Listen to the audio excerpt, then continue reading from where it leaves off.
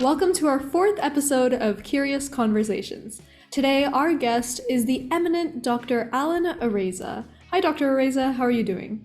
I'm fine. How are you? Doing great. So, we're here to discuss a new literature review that you published in Curious. But before we get into that, could you tell us a little bit about your background? Yes. Hello. My name is Alan Araiza. I'm a physician from Mexico. I did my basic and clinical courses in Universidad Autónoma de Baja California in Tijuana, my hometown. After that, I did a year-long transitional medical internship in Houston, Texas. Then in 2020, I did my social service under the research modality, and at the same time, I worked as a supervisor of a COVID-19 unit in Houston, Texas. And yeah, that's so far what I've done mostly. Very nice. So let's go ahead and get into your literature review. The subject that you chose, aeromedical transport, is incredibly niche, but it's also a very timely subject. Could you tell us how you became interested in emergency medicine and transport? Yes. So while I was doing my transitional medical internship year in Houston, Texas in 2019, I had the opportunity to actually work as a flight physician. I was given that opportunity, and then after that, at the beginning of that, I researched. I knew the basics of it, and I wanted to just like freshen up, like refresh my knowledge on it. And when I researched the literature, journals, and whatnot, I couldn't find a paper that I was satisfied with that was comprehensive enough that I could just like grab it and pretty much read everything that was out there. And yeah, so clinically speaking, it was opportunity. Research wise, it was the lack of that paper that I was looking for that actually made me go lean towards writing such paper. Wow, that's actually fascinating. So let's go ahead and get into your literature review. Could you just walk us through it from introduction to the end? Yeah.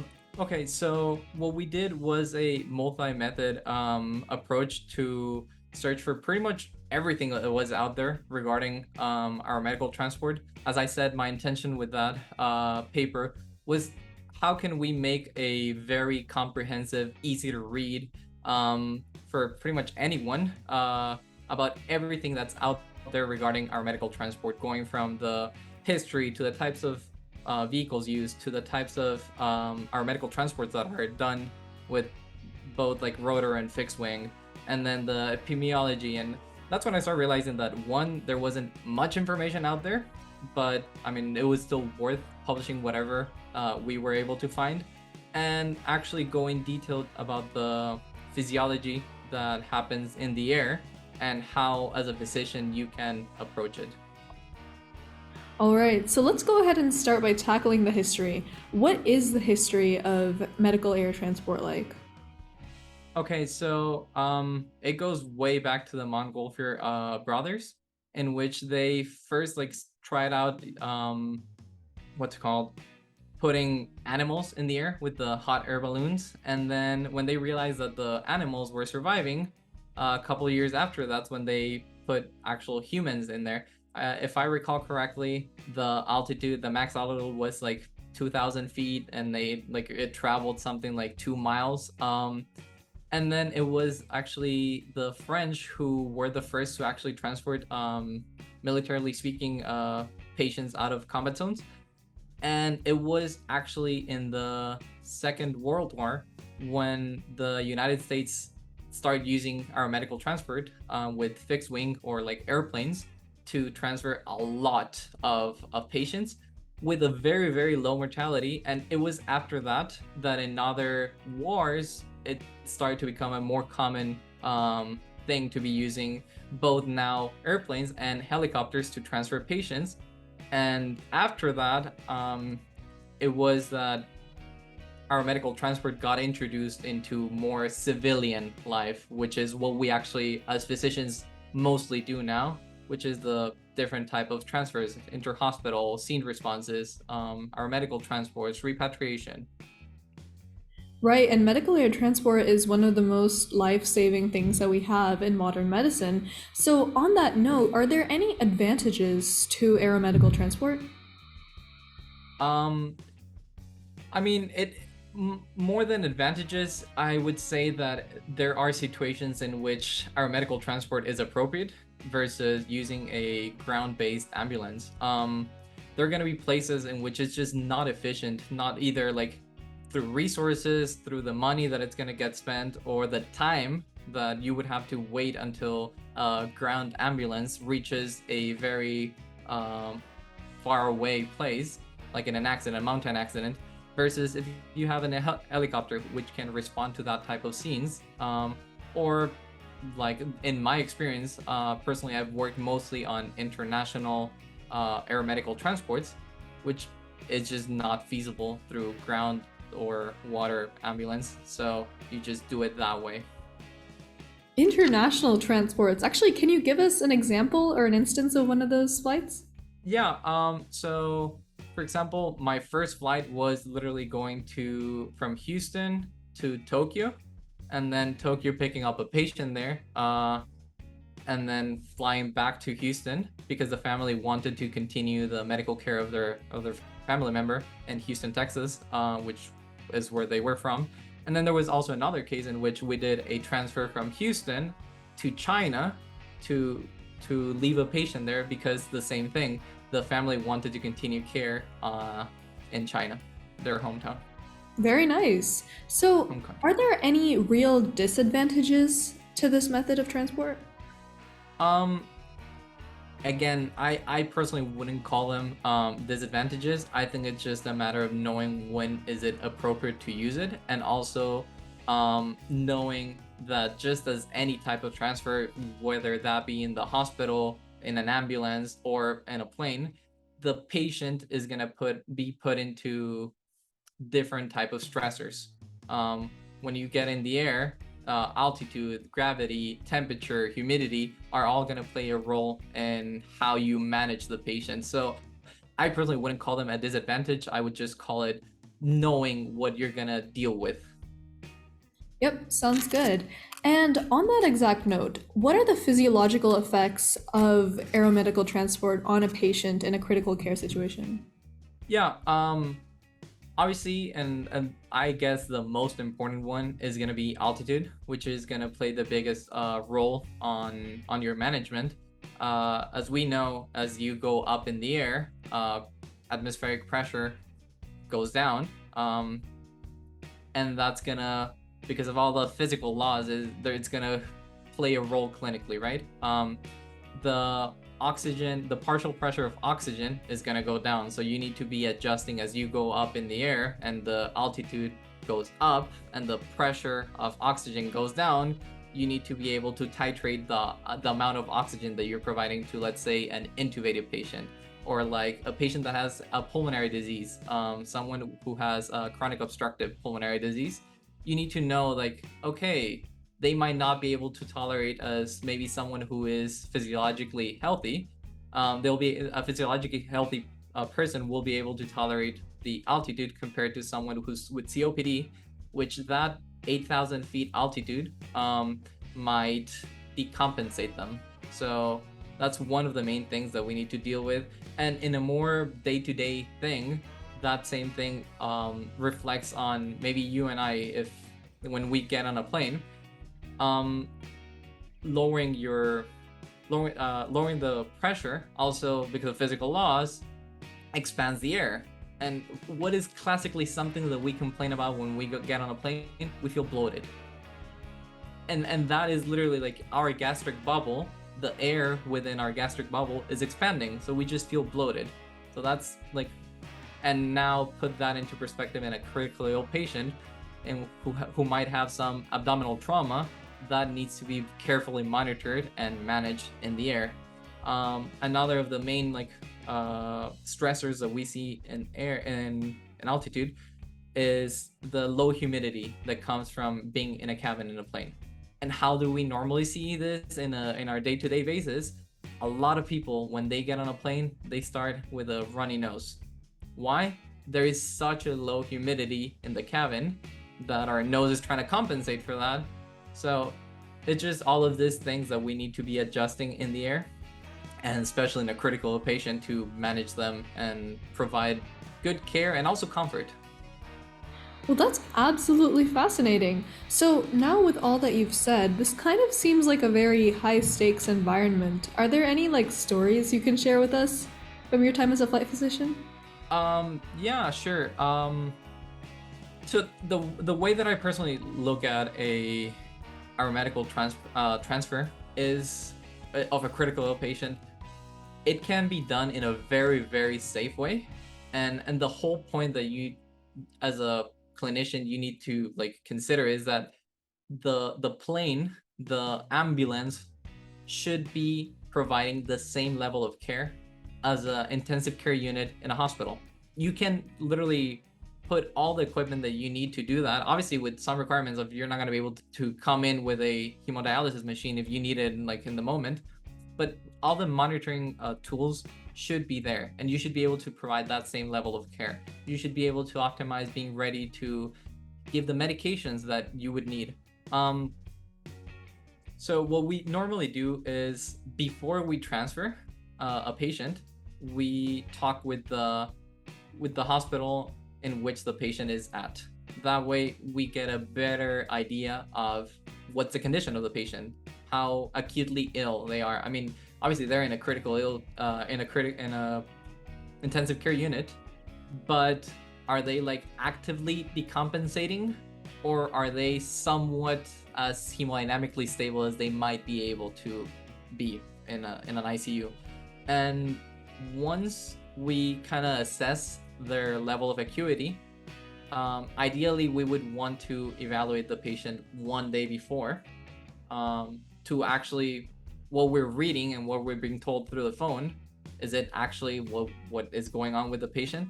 And then once we know all of this, we know like, okay, the patient might need sedation medications. They might need vasopressors to keep their blood pressure up if they're like really, really sick. They might need I don't know, antibiotics. They might need fluids. All of the components that you're going to provide them in a hospital, you should continue to provide that throughout the 20, 22, 26 hours that the transfer is going to take at in a international flight. um and yeah, throughout the plane, it's a matter of like keeping track of the time. Something that does happen, I guess, is that you leave at a certain time, and while you're in the air, you kind of lose track of your time zone. So you just ideally want to put like a chronometer or something like that to know like, okay, it's been 12 hours since we picked up the patient, so that we know how often to give them medications and continue their care. um and yeah, like my case, I remember like the patient that we transferred from Houston to China. um it was a patient who was very, very, very sick. I'm talking like, when you say like, okay, you're on one vasopressor to keep your like blood pressure like normal-ish, that's already very sick. He was on 3 of those, which is usually like the cap that we put on, like, not the cap, but it's like, well, what else can we really do for this patient, right? So he was on 3. He was obviously on life support on a mechanical ventilator. He was sedated. He was his kidneys were shutting off and whatnot.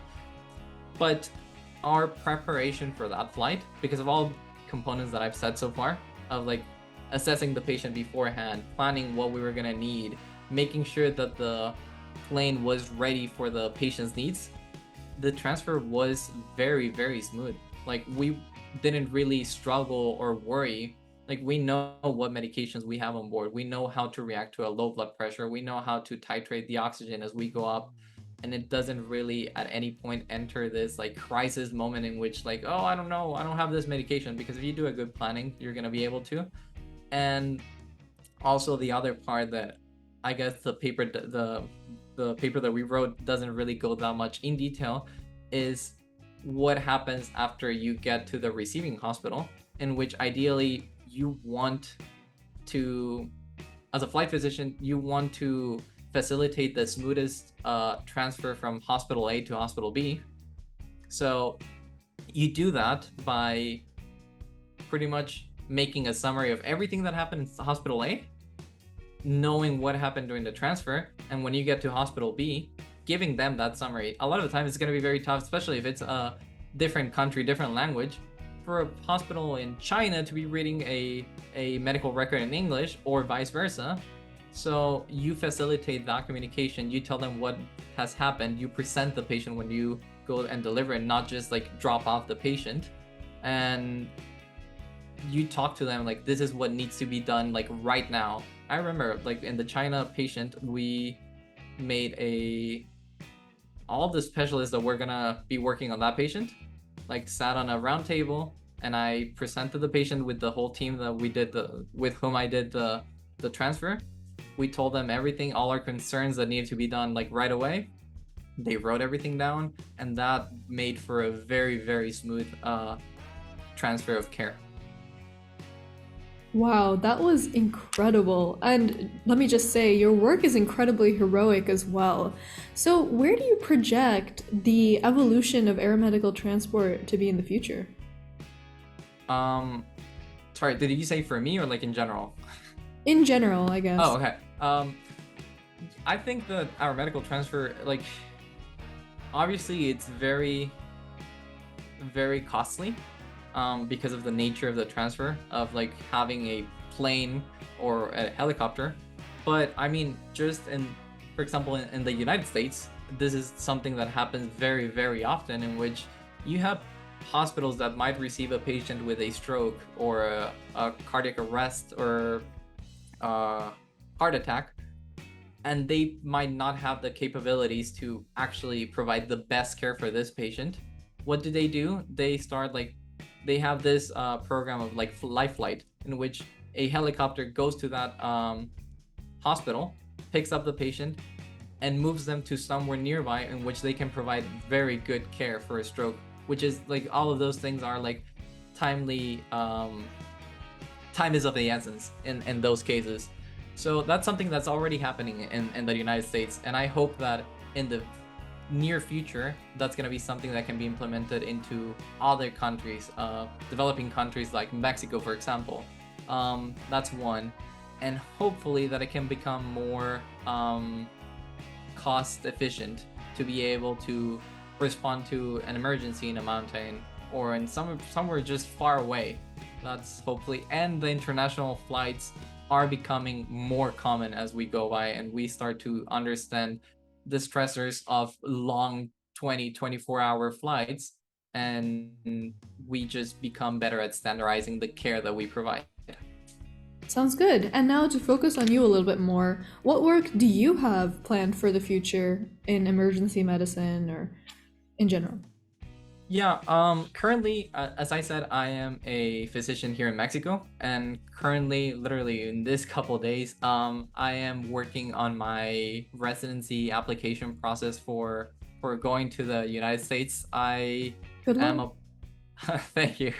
Yeah, I'll be applying to internal medicine, and I have this longitudinal goal of doing critical care. I personally like a lot critical care, and which is kind of the area that I was seeing in the flight physician job.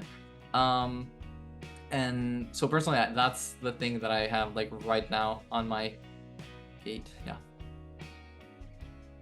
Wonderful. So now I'm going to ask you a couple of like more personal questions.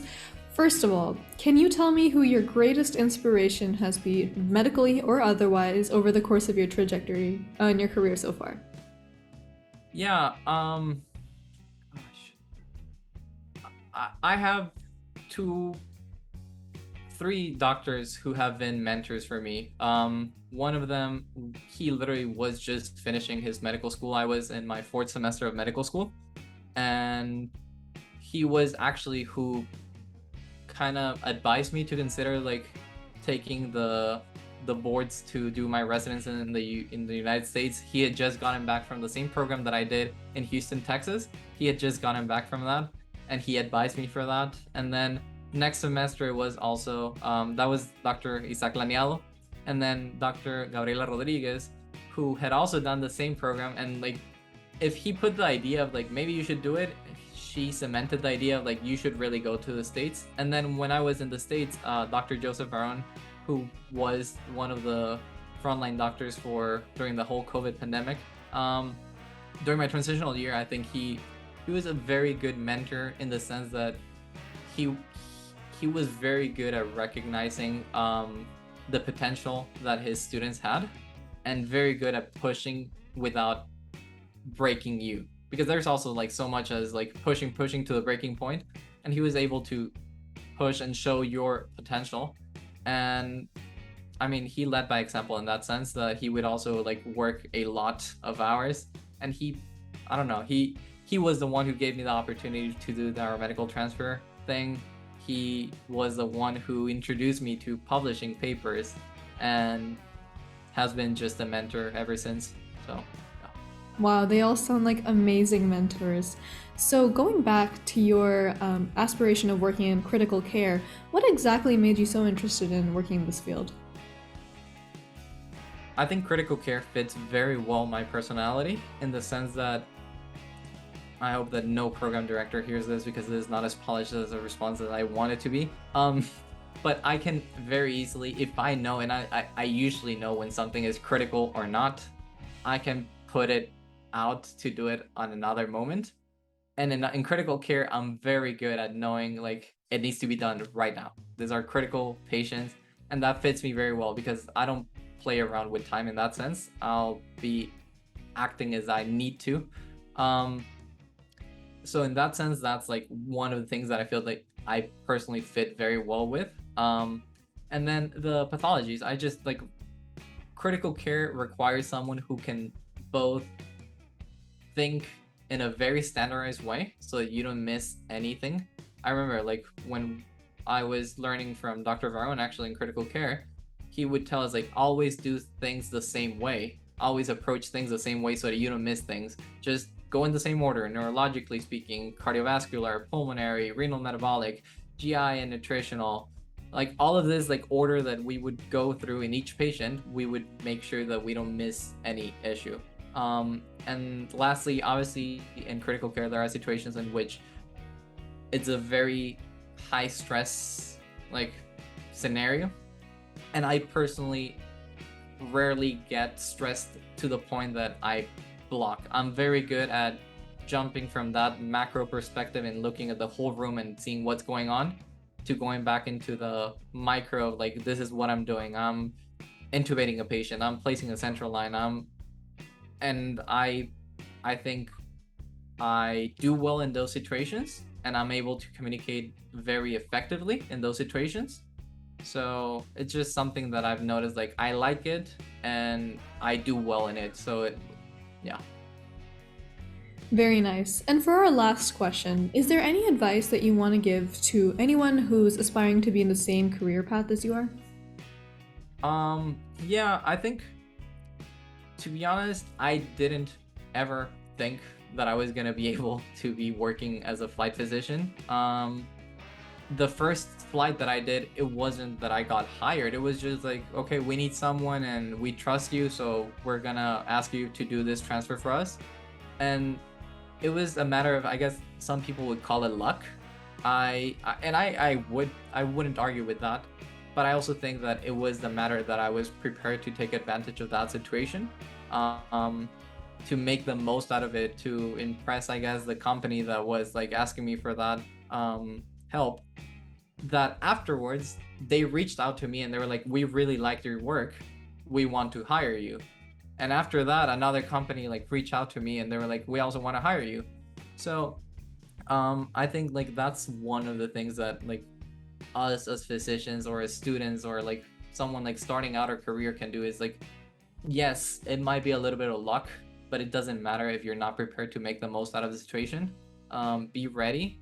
That's one. Two is, in my experience, if you talk to those seniors to you in a very humble, calm way and showing interest, and you ask for help, for guidance, most people will actually give you some guidance, some offer. Don't be scared, I guess, to ask for help. And I guess this is a more general answer because, I mean, maybe not everyone wants to do a light physician, but everyone has an interest in doing something, pursuing internal medicine, neurology, critical care, I don't know, like something like that.